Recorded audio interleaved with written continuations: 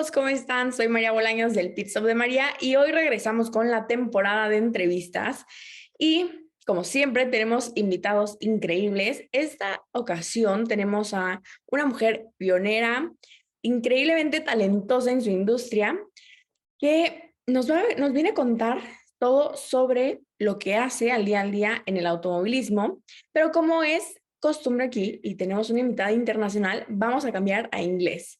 So let's start with this interview. She is an amazing photographer. She has done incredible work throughout her career. In 2019, she was the first woman to be awarded as Motorsport UK's Youngest Motorsport Photographer of the Year. She is right now working in the ABB FIA Formula E World Championship with Mahindra. So please, let's give Lou Johnson a warm welcome. Hello, Lou. How are you? Hi, yeah, I'm good, thank you. What an introduction. Thank you. How's everything going after some hectic race weekends? I saw you were in Formula E. After that, you were in Woodwood, and then some more Formula E. Yeah, it's been a bit of a mad couple of weeks for me. So I was at Goodwood, and then I did Berlin Formula E for an agency I work with called Spacesuit Media, who work with Mahindra Racing. So I did that, and then I went off to New Orleans after a week to do a GT World Challenge for another agency that I do some bits and pieces with, and then I came back over to Europe, and I had, I think, 3 hours in London to switch suitcases, and then I went back to Monaco for some more Formula E with Spacesuit and Mahindra. So yeah, I've been home 2-3 days now. My feet have finally stopped aching, and I think I'm nearly through all the edits that I need to do. And yeah, I'm looking forward to a bit of time off before Jakarta, which is my next main one. So that's about 3 weeks time. So I might have recovered, I might have slept then, I might be over the jet lag and all of that. But yeah, no, it's good fun. That's great. Have you always been working in motorsport, or is it just like from some time now? So I haven't. I actually started off as an event photographer. I went to university. I did A levels in university in the UK as a photographer, and kind of learned my sort of more about kind of what that means and all the role and that sort of role. Not sort of specifically in providing to clients, but kind of all of the back stuff like studio work and stuff. And then I sort of fell into sort of event photography. I was actually working, like, no photographer sort of starts out, or very few photographers start out and then they're immediately freelance. So I was doing some bits and pieces of event photography, some photography at arts festivals and stuff like that. And then I was also working in a theatre as well as just a general personal box office, trying to earn some money. And in my spare time, I went to motorsport events because I've loved motorsport and I've loved photography since I was about 15, which is a while ago now. And yeah, and then I was about 24, I think, and still taking pictures at random events like Goodwood and stuff, just as a fan, and British Grand Prix. And I was flying around trying to, with that money that I was saving at the theatre, just to kind of go to race events and stuff with my friends. And then the agency that I now do some bits and pieces with and work with, Spacesuit Media, saw me, and they needed an event photographer actually at a couple of Formula E rounds in season 2. And then they invited me to come along, and they said, well, you can also take pictures of race cars, but we really need the hospitality, the champagne, the kind of all of that side of it. And I thought, okay, well, do you know what? It's what I'm doing, but it's in racing. Maybe that's as good as it's going to get, and that's still pretty good. And then I got invited back in season 3 from Monaco onwards to come and join the track team, and I've missed one race since, and that was season 3. We're now on season 9, so I've been around a while. So you've seen it all. You've seen like events, but also in motorsport, in Formula E now. Some seasons you've done. But Yeah. how did your interest in motorsport begin? Was it a family thing to watch races in the weekends, or one day you saw a race car and simply fell in love with everything that's behind? A bit of both.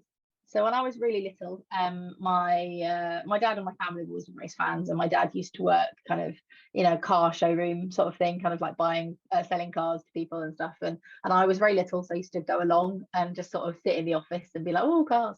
And my dad used to go to race events, and I would often sit and watch Grand Prix with my dad when I was very young. And then you know, I was a kid and I just stopped really watching that with my dad. You know, there's always a time when you get to about 6 and you don't do as much stuff with you know, you go out with your friends more, you know, you're 7 or 8 and you've got after school activities and stuff to do. And then randomly, I think I was about 14, 15, and I randomly went, what's that thing we used to watch on a Sunday? What was that? And my dad went, oh, it's Formula One. And I was like, oh, I just have these memories of like watching the cars come down the hill. I could hear Murray Walker in my head. I could see certain kind of shots of the cars and stuff, like coming through heat haze and things. And I was like, oh, I'm really interested in that. And I started watching that in season, I think it was 2004, 2005. I started really like watching Formula One, and it sort of was around the same time that I was discovering my love of photography. And then I kept seeing all these photographers like on the grid and stuff, and I was like, oh, I wonder if I could be, that might be quite cool. It's around the same time at school where you're talking about, you know, what do you want to be when you grow up, what do you want to do? And I sort of fixated on this dream when I was about 15, 16 of, oh, I think I want to be a photographer, and I think I want to be a motorsport photographer, and how cool would that be? And I don't think I ever really properly thought it was going to happen. And it has come now, motorsport, to a point where girls and women in general are not easily adapted or taken in mind, but you started in a male-dominated industry. How was it?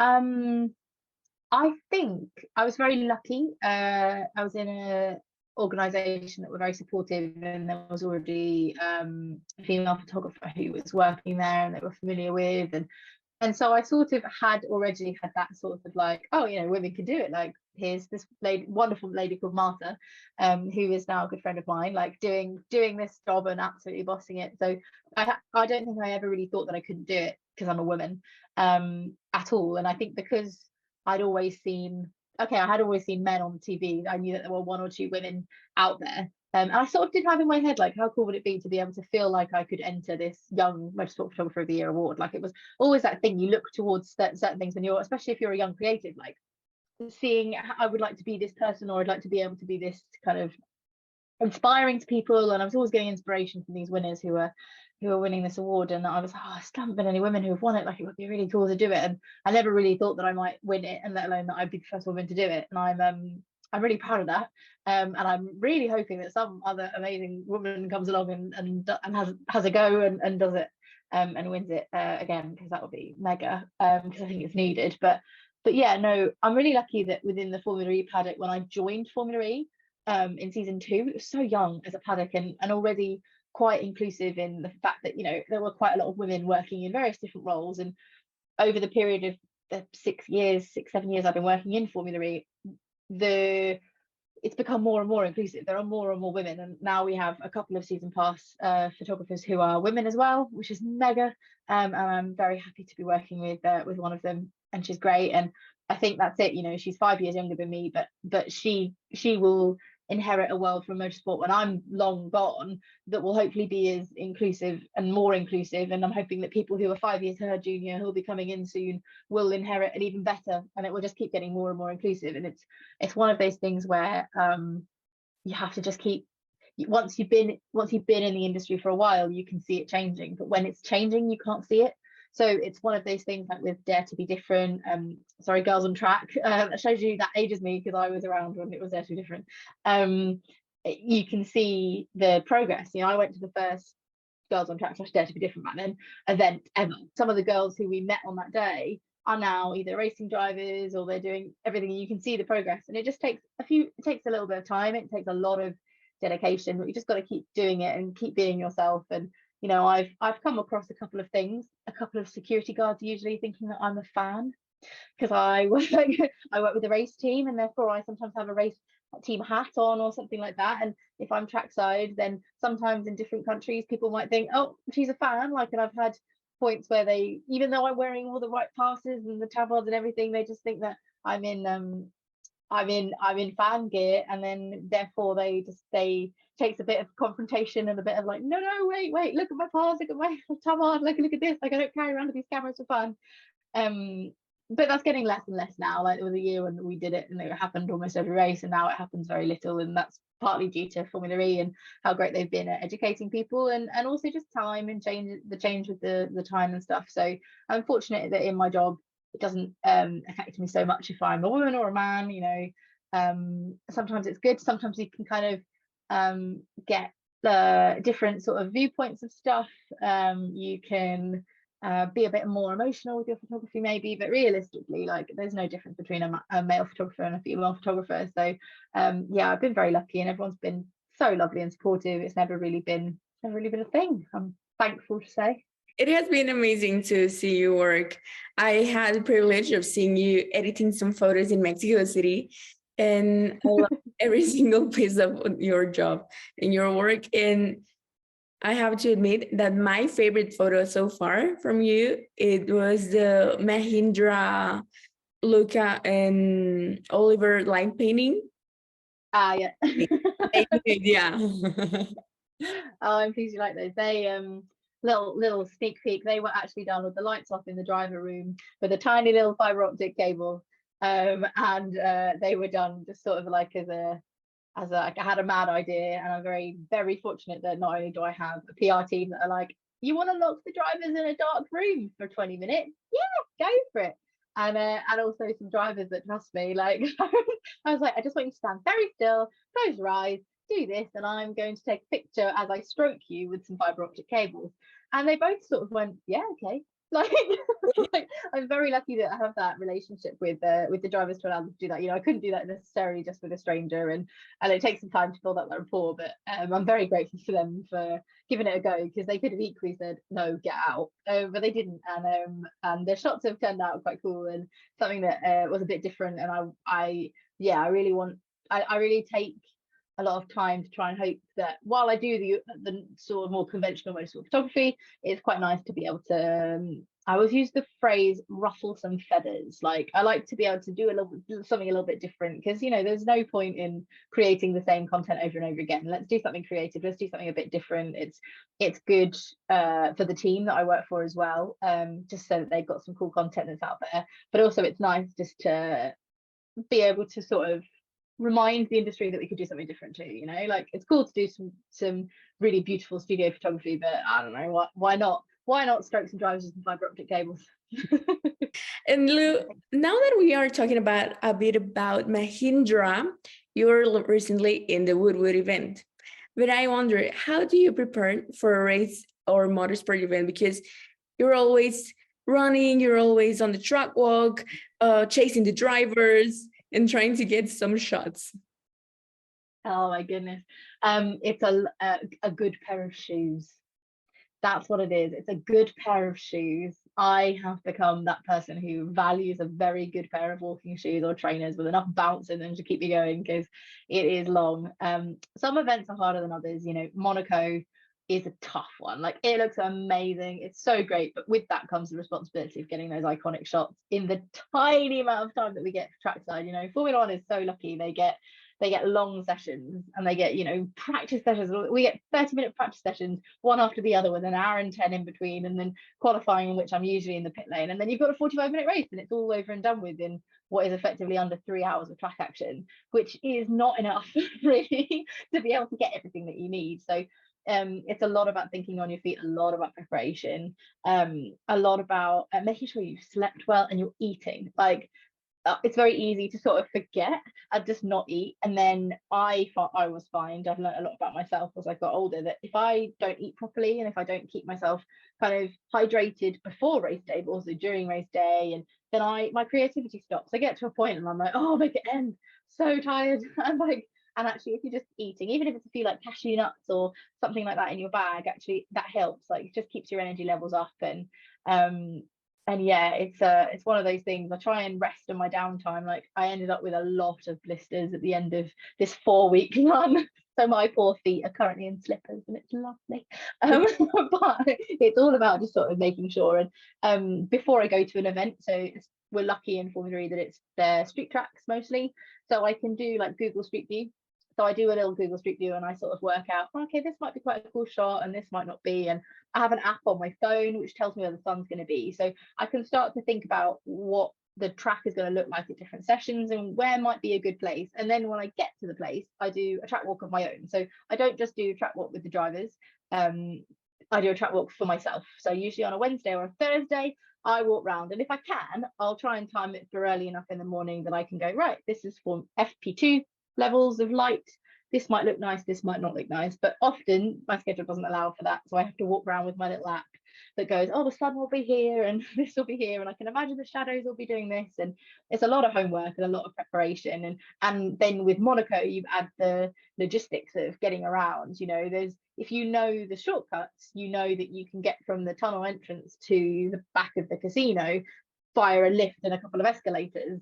But if you don't know that, you're thinking you've got to walk all the way around and do all of this, and that's a good hour's walk or 45 minutes. And it's about making sure that you spec out all of that as well. There are certain entrance points you're allowed to go to. There are red zones you can't stand in. So it's a lot. And also just things like in Monaco, we had to try and make sure we were back into the pit lane for an autograph session that was between FP1 and FP2.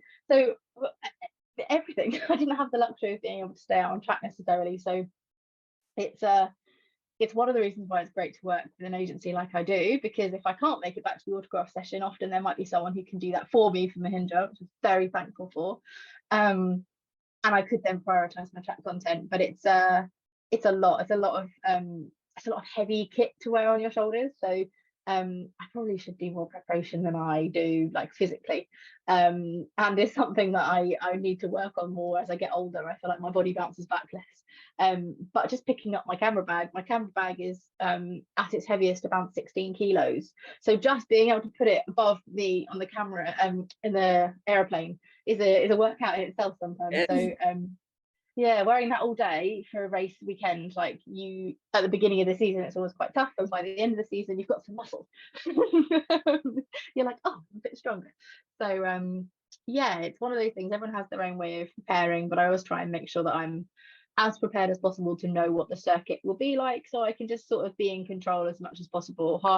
In fact 90% of my job is waiting and being prepared and knowing what, and as much as you can, knowing where to be at the right time, whether it be in the pit lane for qualifying. Sometimes a driver might react in a certain way, so I need to be here to capture that. It's a little bit of that. It's a little bit of psychology. It's a little bit of just preparation and being on top of it, and not giving yourself too little time to do something that you need to be there at a certain point. So there's a lot of things that you have to juggle to kind of make a perfect race weekend. And I've got close to being able to be in the right place at the right time for everything, but even after years now, there's always things, I'm only human, there's always things that I will mess up or forget or don't have time for or stuff, and you kind of walk away going, oh, I wasn't quite perfect, I need to come back and nail that somewhere the different way. So keeps you going. You're always on the move, not only physically but mentally as well, preparing yourself, capturing everything. And now that you have been in so many places, in so many racetracks, I don't want to get you in trouble for picking favorites,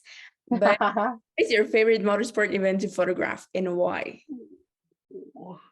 Oh, I think within Formula E, I'm gonna try and get around this question. Within Formula E, I would say it is most probably Monaco, just because it's so iconic and because my first memories of motorsport were from the video, the camera angle from the Fairmont hairpin as they come around.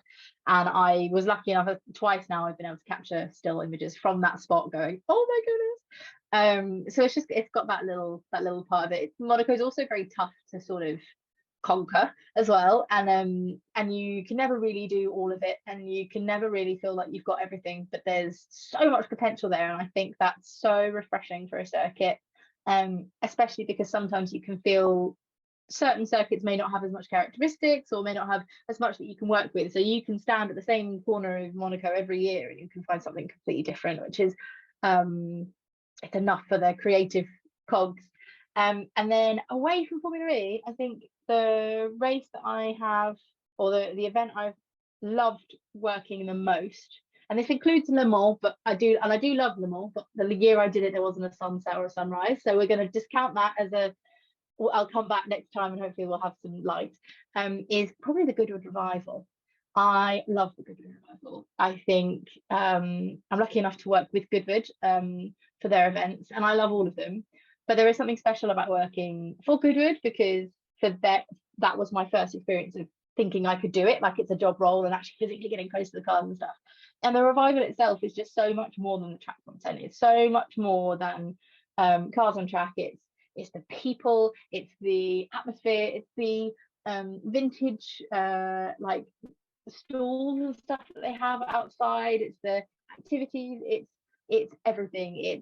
It's and it's all because everyone loves motorsport or that period of time, and it's a really wonderful kind of collection of people, and it doesn't matter whether you're a photographer or, you know, a VIP at that point. You're all sort of there because you love the dressing up and they're really getting involved, and it's sort of a really wonderful little community, even though you've probably not really met anyone there before. And it takes a lot for a track photographer to love being outside of the motorsport circle of the pit lane and the track, but I absolutely love all of it. You know, to give me all day in the assembly areas and walking around some of the marquees with the kind of jive and the salsa dancing and all that kind of stuff, and I'm there.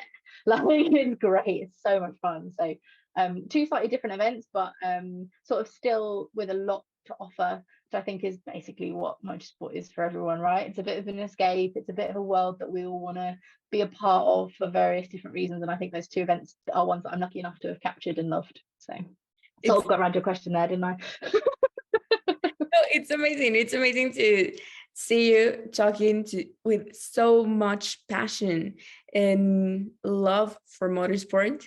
But I know that this industry can be sometimes dangerous. So onto the other side of the coin, have you ever had any scary or dangerous moments while photographing a race? Oh, I Has ever not part of a car flown into you or something like that? not into me. I've had a couple of moments where yeah, so luckily as photographers we're relatively protected, so there are areas that are that sort of firstly, it is very dangerous to be trackside. So there is a certain level of danger that comes with just being near race cars and being close to them, and as part of my job I have to have public liability insurance, usually up to £5 million, which is basically to insure me in case I damage a car. So, you know, we're looking after the cars. And I have to sign a waiver to say basically that if I get hit by a car or injured or anything, I won't take any legal action. I've been pretty fortunate in my career so far. I think I've had two occasions within Formula E that I can sort of remember where someone's brushed a wall a little bit, and I've been quite close to it and it's pushed me back. So in Fania season, I want to say 5, I was trackside and I was at the exit, sort of at the exit of a corner, and poor Pascal Verline, sort of, who was my driver at the time, bumped the wall a little bit, and I wasn't doing what they tell you not to do, which is basically lean on the fence. I wasn't doing that. I was just a little bit kind of next to it, but I wasn't touching it, and the barrier moved enough that it pushed me back and I fell over. And, it was luckily right next to grass, so I fell onto the grass. Had a little bit of, in fact, because it was so hot and humid, I had my shorts on, and the next day I had a very big bruise on the back of my leg. And I remember Pascal going up to me going, "You need to look after yourself. Why have you got a big bruise?" And I was like, "You hit the wall." Yeah. Now talking a bit about happier things, not accidents. Yeah. How do you think motorsport photography can help promote diversity and inclusion in this sport? Oh, I think we have to do what our job is, which is documenting everything, you know. And I think one thing that I love is photographing the team that I'm around and the team that I work with, and it's so important for me to show those roles, you know, for anybody, that whether it be someone who might not realize that there's a tire technician. You know, every car has a tyre technician who does tyre pressures and stuff like that. And I've met many amazing people who do loads of the jobs that you don't even consider. You know, as you're growing up, you think mechanic, engineer, team boss, drivers. You don't necessarily think, you know, there's someone who looks at all of the rules and makes sure that the team is, you know, sticking to all the rules, that as a sporting director, there's a physio, there's a team manager, there's a chief mechanic, there's all these different roles that we might not know about. So one of the things that I want to do is, and I continue to do, is kind of show that side of motorsport, those other people, because the cars are only half of the story. You know, there might be 20, 22 drivers on the grid, but there's thousands of people behind them who make their dream job happen, and in turn they're doing their dream job, and it's just this wonderful thing that you don't see it. So I see a photographer's role in trying to document the whole championship or the whole race team as a whole. And if that means that I can as in doing that, kind of focus on some of the women who are also doing kick-ass jobs, then I can do that, and that's a real luxury for me. But it's about being able to just show what's happening, and I guess be honest about the whole situation too. And there's a thing that lots of women say in motorsport: you've got to see it to be it. So it's both about being a woman in motorsport, or a person of color, or anything of any background at all. You have to be able to show the younger generation who are in that situation where they're aspiring to be. I'm aspiring to be ... But if you can see that there's someone who's like you in that situation, whoever you are, then you can start to believe that maybe I could do it too. So that we're part of that in showing them who they are. So Lou, now we're heading into the funniest part of the interview and the section where I have the most fun. So are you ready? How would you rate your motorsport knowledge? Oh, maybe a 7. Oh no, because I do know this. What were they?